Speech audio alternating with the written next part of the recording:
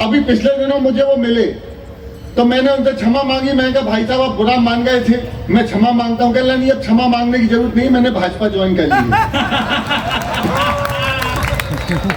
प्रतीक्षारत थे सारे मगर जब राम पधारे, करे हम दर्शन कैसे, करे हम दर्शन कैसे, भरे थे नयन हमारे। राम लला की कसम निभा दी, देखो 100% बन गया मंदिर पर। राम विरोधी जितने नेता हैं मेंटल पेशेंट। क्या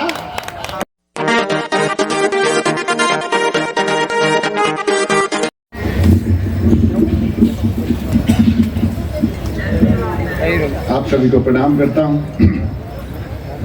मेरे से में कम श्रोता आए हैं, लेकिन एक बात का मुझे विश्वास है जितने श्रोता हैं उतने अच्छे और सभी श्रोतागण हैं। और दीपक पारेख को जिस मन से आपने सुना और दीपक पारेख ने जिस मन से आपको सुनाया और जिस मन से शुरू से लेकर अब तक दीपक पारेख ने कवि सम्मेलन को एक मजबूती से उसका रथ हाँका है। अगर आप चाहें तो एक बार मेरे आग्रह पर दीपक पारेख के लिए जोरदार तालियां दे दीजिए। मैं बहुत अधिक लंबा काव्य पाठ नहीं करूंगा क्योंकि मेरे बाद भी बहुत से लोग हैं और जितना आप लोगों ने अच्छा सुना है मुझे कुछ संशय नहीं है कि ये कवि सम्मेलन कैसा हुआ। बहुत सारी बातें हुई। इन्होंने भैरू की कविता से अपने काव्य पाठ का समापन किया। हो ना हो, ये जो ठाकुर साहब थे जिनका झगड़ा भैरू से चल रहा था वो ईडी के अधिकारी हूँ। हाँ, क्योंकि हमारे दिल्ली में उनने हर बार होली में आपने देखा हो ना दारू के ठेके बंद होते हैं, हर बार ठेकेदारी बंद कर दिया। और उसका जो है मैं दिल्ली से आया हूँ। हम लोग बेटा ये बच्चा चिल्ला रहा है जोर से। बेटा रोज इतनी रात को इतनी जोर से चिल्लाता होगा, लोग डर जाते हैं। हम दिल्ली से आए हैं। दिल्ली के लोग टेंशन ज्यादा नहीं लेते हैं क्योंकि हमने टेंशन को दिल्ली का मुख्यमंत्री बना रखा था। राजनीतिक कविताएं सुनानी नहीं है, राजनीति पर ज्यादा बातचीत करनी नहीं है। प्रिय गौरव कह रहे थे कि सुदीप हम तो बीच का रास्ता निकालते। प्रिय गौरव कह रहे थे सुदीप भैया आचार संहिता चल रही है, थोड़ा बच बचा के आप राजनीति पे कम पढ़ना। मैं कहा बात तो तुम्हारी ठीक है, सही कह रहे हो। बगल में ये दीपक खड़ा हुआ था, कहला सुदीप भाई राजनीति पे तो जरूर सुनाना, थोड़ा बहुत सुनाना। आप आओ राजनीति पे ना सुनाओ तो अच्छा नहीं लगेगा। मैं कहा बात तो तुम्हारी भी ठीक है। तो फिर ये अजय अंजाम आ गए, कहला सुदीप भाई अब ये दोनों थोड़ी तय करेंगे कि तुमको राजनीति पे सुनाना या नहीं सुनाना। मैं कहा अजय भाई बात तो तुम्हारी भी ठीक है। तो राजनीति पर बात ऐसे ही चल रही है। पिछले दिनों की मुझे घटना याद है, मैं जालौर में आया था। तो जालौर में मैंने कोई कविता पढ़ी तो सामने बैठे नेताजी बुरा मान गए, बहुत ज्यादा बुरा मान गए। अभी पिछले दिनों मुझे वो मिले तो मैंने उनसे क्षमा मांगी। मैंने कहा भाई साहब आप बुरा मान गए थे, मैं क्षमा मांगता हूँ। कह रहा नहीं अब क्षमा मांगने की जरूरत नहीं, मैंने भाजपा ज्वाइन कर ली है।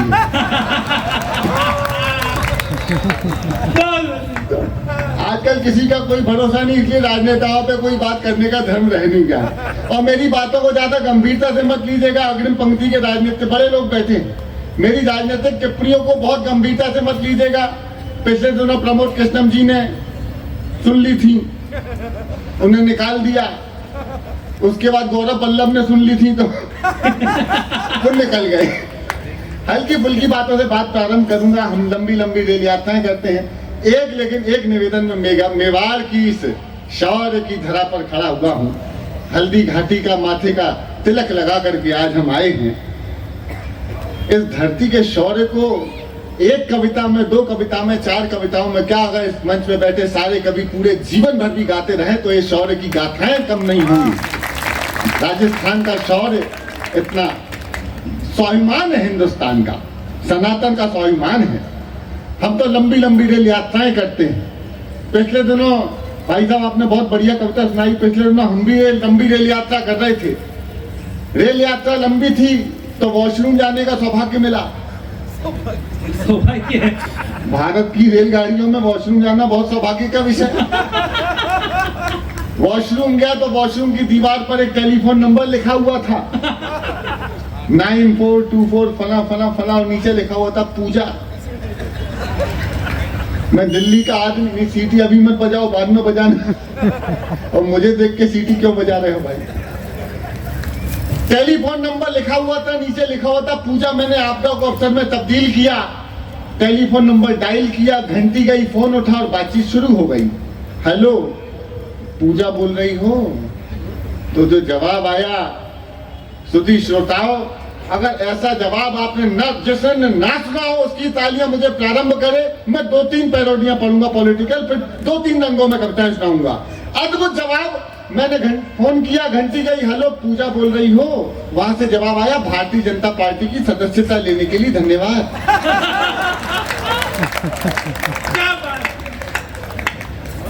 कोई आपदा में अफसर वहां तलाश गया, सदस्यता नंबर लिख करके चला गया। अच्छा ढंग से भी 6 महीने बीते नहीं थे कि उसी नंबर से वापस फोन आया, हेलो सुदीप बोला? मैंने जी पूजा बोल रही। मैंने कहा बोल। कहला बोल कुछ नहीं, सदस्यता ली थी, गुजरात में चुनाव है, काम करना है, आ जाओ। अब मैं काम करने पहुंच गया। काम करने पहुंचा तो बड़े बड़े होल्डिंग बैनर फ्लैक्स उनने मुझे दिए कि जो उपयुक्त स्थान दिखाई दे लगाइए। बड़े बड़े नारे लिखे हुए, अब की बार 200 पार आएंगे तो मोदी ही, मोदी है तो मुमकिन, तमाम नारे लगे हुए। और मुझसे कहा कि ये लगाइए, जो उपयुक्त स्थान दिखाई दे वहां ले जाके लगाओ। मैंने तत्काल काम प्रारंभ कर दिया। सबसे पहले सबसे बड़ा होर्डिंग उठाया, अब की बार 200 पार, और ले जाके लगाया पेट्रोल पंप पर। अगला उठाया तो रास्ते में सब्जी मंडी पड़ी, वहां सब्जी मंडी में पोस्टर चिपकाया ही था कि नीचे टमाटर वाला टमाटर बेचा था। मैंने भाई कैसे दिए? क्या लगा 200 रुपए किलो। उसने भाव बताया, मेरी नजर अपने ही लगाए पोस्टर पे पड़ी जिसमें साफ लिखा था, न खाऊंगा न खाने दूंगा। अच्छा मेरी हरकत कुछ कांग्रेसी देख रहे थे, बड़ी देर से देखने के लिए। ये आदमी तो अच्छा है लेकिन हरकत हमारे नेता जैसी करता है। आदमी तो अच्छा है लेकिन बैठा दिया ले जाके मुझे चुनावी कार्यालय कांग्रेस में। यूं तभी अचानक ध्यान आया, मैंने गुरु आखिरी पोस्टर लगाए तो रह गया, तो आखिरी पोस्टर मैंने उनके चुनावी कार्यालय के बाहर लगा दिया। राजस्थान के सुधी श्रोताओं, सही पोस्टर सही जगह लगाया हो तो फिर आपकी तालियां मुझे प्रारंभ करे। मैं 2-3 पैरोडियां सुनाऊंगा। आखिरी पोस्टर उनके चुनावी कार्यालय के बाहर चिपका आया, आएगा तो मोदी। एक बार जब मिलकर तालियां बजाइए। मैं हल्का फुल्का सुना रहा हूं और राजनीतिक टिप्पणियों से नाराज मत होइए, आनंद मत लीजिए। हो सकता है कि आज आप यहाँ हो, कल वहां चले जाएं। मैं तो खुद ही पहन लेता हूँ भाई, आत्मनिर्भर भारत। अच्छा मुझे डर लग, अच्छा ये पटका है।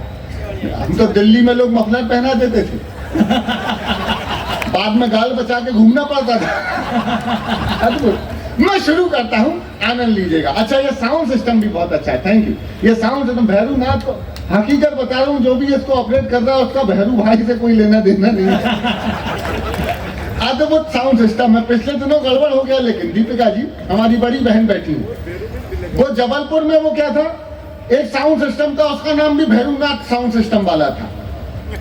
जबलपुर में लोकल मुशायरा किया। मेरे अच्छे दोस्त हैं इमरान भाई, बड़े शायर हैं, उन्होंने मुझे बुला लिया तो मैं, हम लोग यूं बैठे, सामने हमारी भाभी जान बैठी।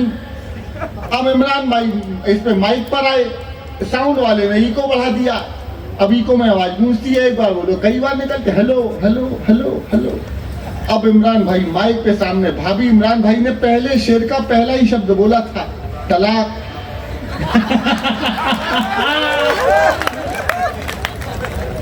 बाद में वो मोदी भक्त हो गया क्योंकि उन्होंने वो 3 तलाक हटा दिए। नहीं तो उस दिन हो ही गया था। मैं आपको सुनाता हूँ 2-3 पैरोडियां, सुनिए, बिल्कुल ताजे सुनाता हूँ। ये जो गठबंधन बना है, इंडी गठबंधन, हिंदुस्तान में देखने को जो मिल रही है ऐसी कौमी एकता, पिछले कई सालों में बचपन से हमने देखा, ऐसी तो कभी देखने को नहीं मिली। एक बारीक टिप्पणी करता हूँ और चेक करता हूँ कि बारीक बातें कैसी पकड़ते हैं आप। कौमी एकता ऐसी देखने ही नहीं मिली भारत में। अच्छा नहीं तो देख लो, जहां खुदा है वहीं भगवान है। सही कह रहे। जहां जहां खुदा है वहीं भगवान है। और यकीन ही तो खोद खोद के देखो। लेकिन राम पधारे तो क्या पधारे, सुनिएगा, आनंद लीजिएगा। इसमें भी एक जगह आ और एक जगह ओ करना है, टाइमिंग ठीक रखना। सुनना कि सिया संग राम पधारे हैं, सिया संग राम अभी थोड़ी देर पहले यहाँ बैठे लोग जय श्री राम के नारे लगा रहे थे। मुझे बताना राजस्थान के और खासकर मेवाड़ के लोगों कि मैं सनातन के सबसे बड़े ध्वज भाग की जमीन पर खड़े होकर के भगवान राम के आगमन का एक गीत सुना रहा हूं कि सिया संग राम पधारे हैं, सिया संग अवधपुरी में देखो शालीग्राम पधारे हैं, सिया संग राम पधारे हैं।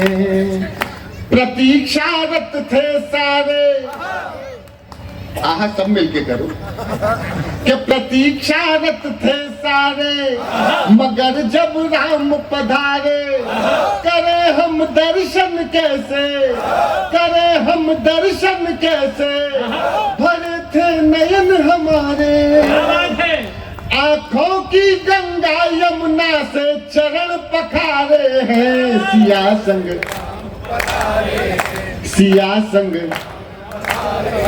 सिया संग राम पधारे हैं। कोई हलवा बनवाए, हलवे पे तो आहा करो कि कोई हलवा बनवाए तो कोई खीर बनाए, आज शबरी भी सोचे कि 56 भोग लगाए। भंडारी के लिए सजे देखो भंडारे हैं, सिया संग मांगते थे प्रमाण जो उन्हें परिणाम मिल गए, जिन्हें विश्वास राम पर उन्हें तो राम मिल गए। न्यायालय से जीत महासंग्राम पधारे हैं, सिया संग राम। किसी ने कहा कि तुम्हारा राम इतना छोटा हो गया, दुनिया का न्यायाधीश इतना छोटा हो गया कि उच्चतम न्यायालय उसका मंदिर कहाँ बनेगा ये तय करेगा। मैंने कहा तब इसीलिए तो वो मर्यादा पुरुषोत्तम है भैया। उन्होंने हर तालियां कमजोर है, मेरे दोनों हाथ आपके आकाश में खड़े हुए थे। सिया संग राम पधारे हैं, सिया संग। और किसी ने मंच पे कहा था कि न्योते ठुकरा दिए। देखिए एक नेताजी हुए, उन्होंने टिप्पणी की थी कि लड़कों से गलती हो जाती है। मैं नाम नहीं लूंगा, नहीं तो आप समझ जाएंगे मुलायम सिंह यादव जी की बात कर रहा हूं। उनके लड़के गलती से हो गए और लड़कों से भी गलतियां हो रही हैं। नहीं तो गलती नहीं है, एक पिता के द्वारा किया गया अपराध। किसी ने कहा अवध का मतलब होता है जहां वध ना होते हो, जहां वध ना हुए हो। मैंने कहा इसको बदल दो।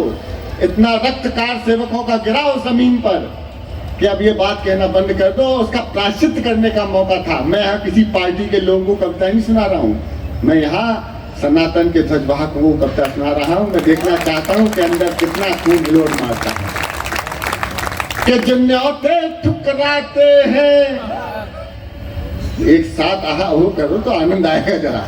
कि जो न्योते ठुकराते हैं कलंकित रह जाते हैं, राम कृपा हो जिन पर, राम कृपा हो जिन पर अयोध्या हो जाते हैं। अरे बुलडोजर लेकर देखो हनुमान पधारे हैं, सिया संग बन गया मंदिर परमानेंट कि बन गया। देखो मैं एक कविता की भूमिका सुना रहा हूँ, लेकिन ये 8 पंक्तियां सुन लीजिएगा। नया प्रयोग है पैरोडी लेकिन नया प्रयोग है कि बन गया मंदिर परमानेंट, बन गया मंदिर परमानेंट, बन गया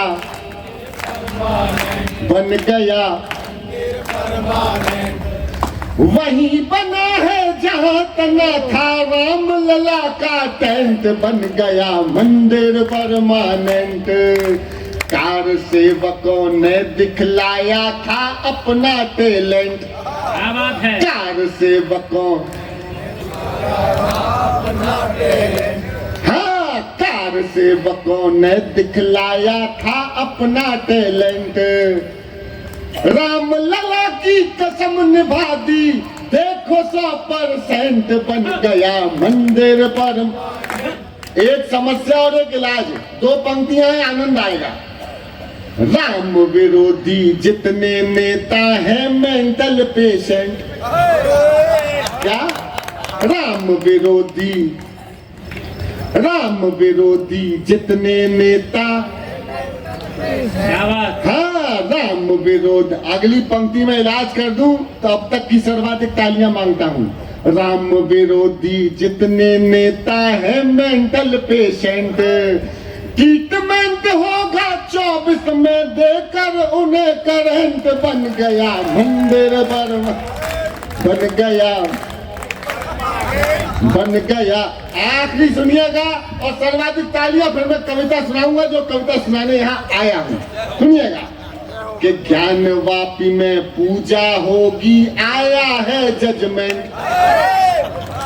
आपका उत्साह भी नहीं है, आपकी तालियां भी नहीं है, आपकी उमंग भी नहीं है। मैं द्वारकाधीश के चरणों में खड़े होकर बोल रहा हूँ और अगली पंक्ति द्वारकाधीश के चरणों में नमन करने की पंक्ति है।